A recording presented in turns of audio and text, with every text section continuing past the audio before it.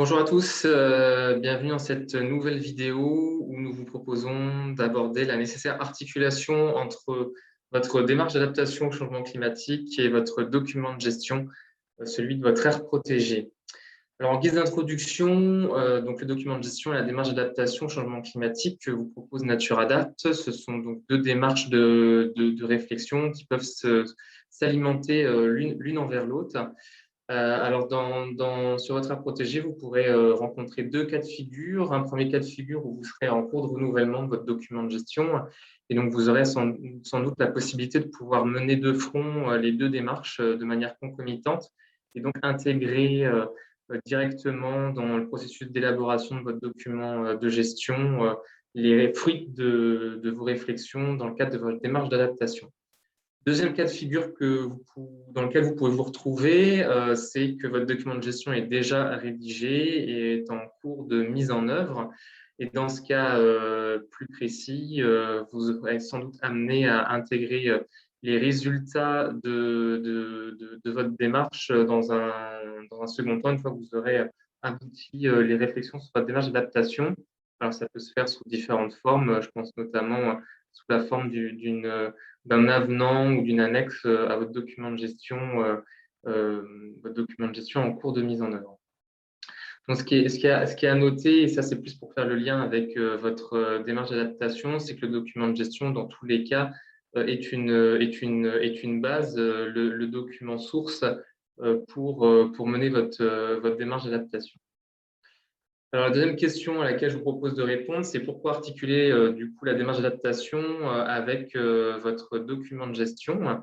Tout simplement, un petit peu dans la continuité de ce qui a été dit dans la slide précédente, c'est que le document de gestion, ça reste et c'est le document de référence de votre aire protégée. C'est le document dans lequel on va retrouver l'ensemble des informations qui concernent le patrimoine naturel, les activités socio-économiques, jusqu'à la gouvernance du site.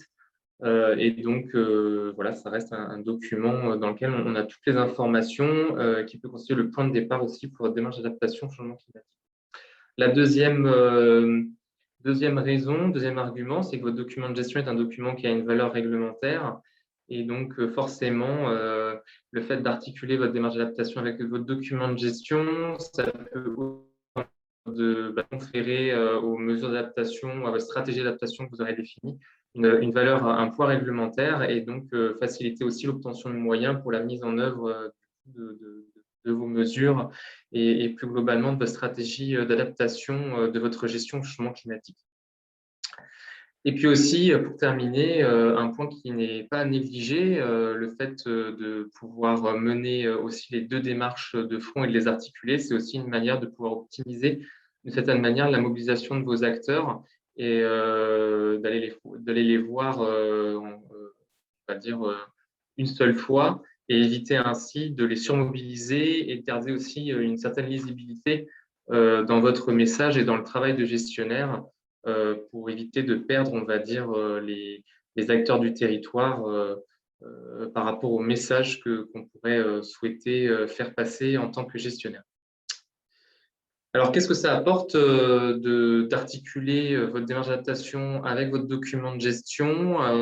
Déjà, c'est que si je reprends un petit peu l'exemple, aujourd'hui, les documents de gestion, on a tendance souvent à faire le diagnostic de comment a évolué sur les dernières années, notamment le patrimoine naturel, et en fonction de ce constat-là, de définir, on va dire, des nouveaux objectifs sur comment on souhaite améliorer l'état de conservation du patrimoine naturel. C'est que là, la démarche d'adaptation permet aussi de se projeter temporellement et dans un horizon de temps qui est également futur. Donc, c'est de rajouter aussi à la réflexion diagnostique un petit peu sur l'évolution passée et en cours de votre patrimoine naturel, aussi une évolution future et plus globale aussi de votre aire protégée. Donc, c'est de se projeter davantage dans le temps. Et puis le deuxième aussi, de se projeter aussi spatialement et de se reposer des questions sur le positionnement de votre aire protégée vis-à-vis du territoire, vis-à-vis de ses acteurs. Et comme je le disais, intégrer les évolutions climatiques dans une réflexion à plus long terme, Donc, je prends l'exemple ici dans la définition des enjeux où, comme je le disais un petit peu précédemment, on prend souvent l'état actuel de l'enjeu. Et ben là, c'est aussi de se projeter sur comment pourrait évoluer l'enjeu aussi dans le futur et en fonction de ces éléments-là, définir, on va dire, un objectif sur le long terme.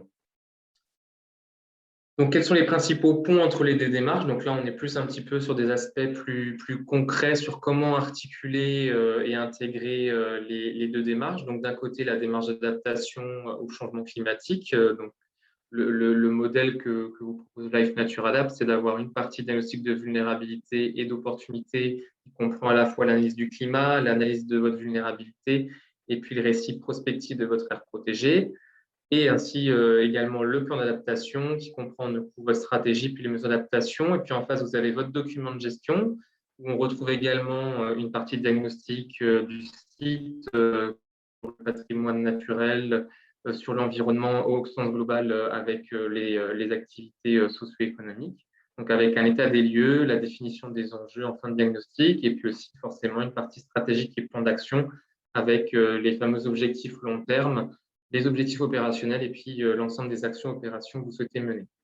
Donc les ponts, ils sont assez évidents une fois qu'on a fait ce parallèle entre les deux démarches. Forcément, la partie diagnostic peut venir alimenter la partie diagnostic du document de gestion et puis le volet stratégique qu'on a dans la démarche peut venir alimenter le volet stratégique du document de gestion.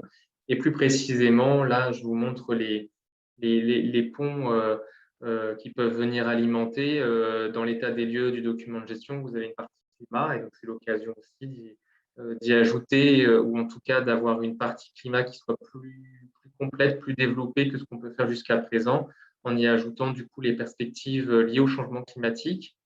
Voilà, le récit prospectif qui peut venir vous aider à définir aussi les enjeux.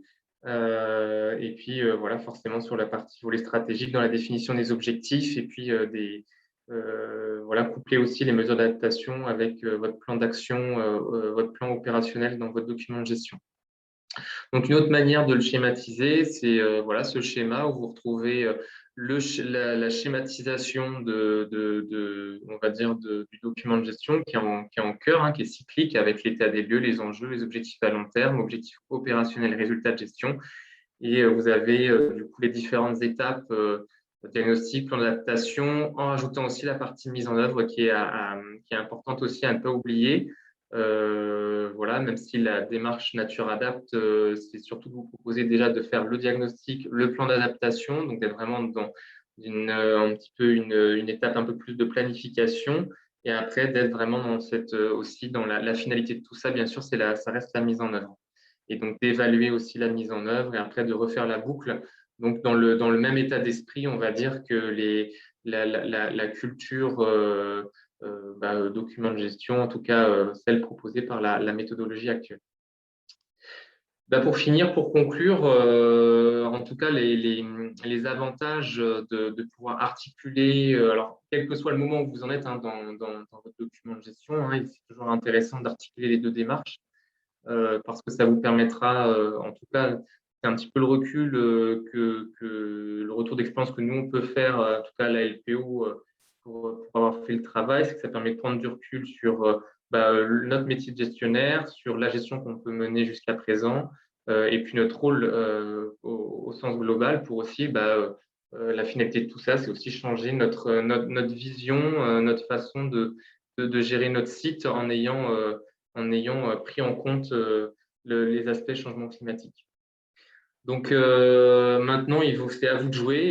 Il ne vous reste plus du coup que voilà, d'essayer d'appliquer, on va dire, ces quelques bonnes pratiques. Et puis surtout, n'oubliez pas d'échanger. On peut se retrouver sur la plateforme pour échanger sur ces sujets-là par la suite. Et je vous dis à très bientôt.